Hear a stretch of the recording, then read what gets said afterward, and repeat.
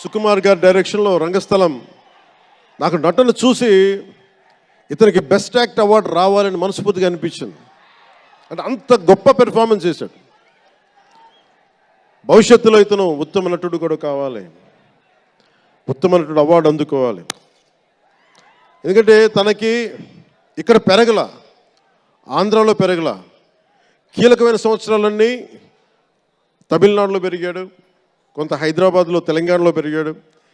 ఇక్కడ గోదావరి జిల్లాల తాలూకు భావాలు, కల్చరు ప్రత్యక్షంగా ఎప్పుడు చూడాల. అవన్నీ తెలియకుండా ఆ క్యారెక్టర్లో ఇమిడిపోయి కొన్ని తరాలుగా గోదావరి తీర ప్రాంతంలో పుట్టిన వ్యక్తిగత యాక్ట్ చేసిన విధానం చూస్తే నాకు అమితంగా నాకు నచ్చింది. అంటే అంత గొప్ప నటుడు ఉన్నాడు. చిరంజీవి గారి వారసుడు అలా కాకపోతే ఇంకెలా ఉంటాడు? చిరంజీవి గారికి తగ్గ వారసుడు. తండ్రి మెగాస్టార్ అయితే కొడుకు ఏమవుతాడు? గ్లోబల్ స్టార్ అవుతాడు.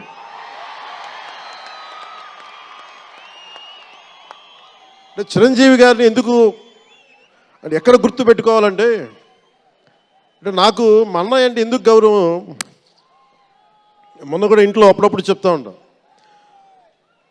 ఆయన ఒక మొగల్తూరు నుంచి వచ్చిన వ్యక్తి, ఎవరు ఆధారం లేరు. మీరు ఇంతమంది లక్షల మంది ఇక్కడ ఉన్నారు, జనం ప్రజలందరూ ఉన్నారు. మనకు ఎవరో ఒకళ్ళు ఉండాలి అని అనుకోకర్లా, మీకు మీరే ధైర్యం. మీరు అనుకుంటే మీరు సాధిస్తారు. గుండె లోతల్లో నుంచి నేను సంకల్ప బలం ఉండి దానికి తగ్గ పట్టుదల, కార్యదక్షత ఉంటే మెగాస్టార్ చిరంజీవి గారిలాగా ఎలా సాధించగలరో ప్రతి ఒక్కరూ మీరు కోరుకున్న దాంట్లో సాధించగలరు. అంటే ఆయన ఒక్కడు పెరిగి మా అందరికీ ఆశ్రయం ఇచ్చాడు, ఊతం ఇచ్చాడు. ఆయన ఊతం వల్లే నేను ఈ రోజున మీ అందరికీ కూర్చొని మారుమూల ప్రాంతాల్లో భయపడడానికి, అందరూ భయపడే రోడ్లకి వెళ్ళగలుగుతున్నాను, రోడ్లు వేయడానికి. అంటే ఆ మూలాలు చిరంజీవి గారు మాకు నేర్పించింది. అంటే ఇది ఎందుకు చెప్తున్నానంటే, నేను చిరంజీవి గారిని ఎంత కష్టపడేవారు ఆయన కష్టపడి బయటికి వచ్చి ఇంటికి వస్తే నేను అర్ధరాత్రి పూట వెయిట్ చేసేవాడిని అక్కడ సోఫాలో పడుకున్నాను హాల్లో. మా అన్నయ్య గారు ఎప్పుడు వస్తారు, ఆయన ఎంత కష్టపడేవారంటే కనీసం వచ్చి షూలు ఇప్పుకోవడానికి అసలు శక్తి ఉండేది కాదు. అలిసి సొలిసి ఒళ్ళు కుమిలిపోయి, అంటే ఏమంటుందని అసలు కందిపోయి దెబ్బలు తిని, ఎందుకంటే అప్పుడు సేఫ్టీ మెకానిజం లేదు.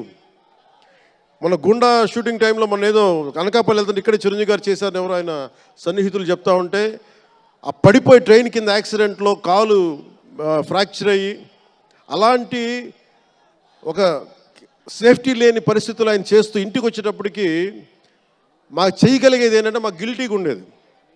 తమ్ముడు సినిమాలో నేను ఎలా ఉండేవాడిని, ఆకతాయిగా తిరుగుతా, అలా నాకు అలా అనిపించేది నా జీవితం. అలా లేననుకోండి, కానీ మా అన్నయ్య వచ్చేటప్పటికి ఏదైనా చేద్దామని తపంతో పాపం ఆయన సాక్స్ తీస్తే కాళ్ళు వాచిపోయాయి.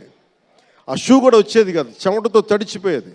ఆయన షూలు తీసి ఆయన పాదాలు తుడిచి అది చేస్తే మాకు ఒక చిన్నపాటి ఉపశాంతి మాకు లభించేది. ఎందుకంటే ఇంత కష్టపడుతున్నాడు ఇంతమంది కోసం అనేది. అంటే అలాంటి కష్టాన్ని చూసి పెరిగాడు రామ్ చరణ్. అందుకే ఇది ఎందుకు ఆయన గురించి చెప్తున్నానంటే, మేము ఎప్పుడూ దీన్ని అహంకారంగా తీసుకోవాలి. మెగా అభిమానులు ఇలాంటి పదాలు మేము ఎందుకు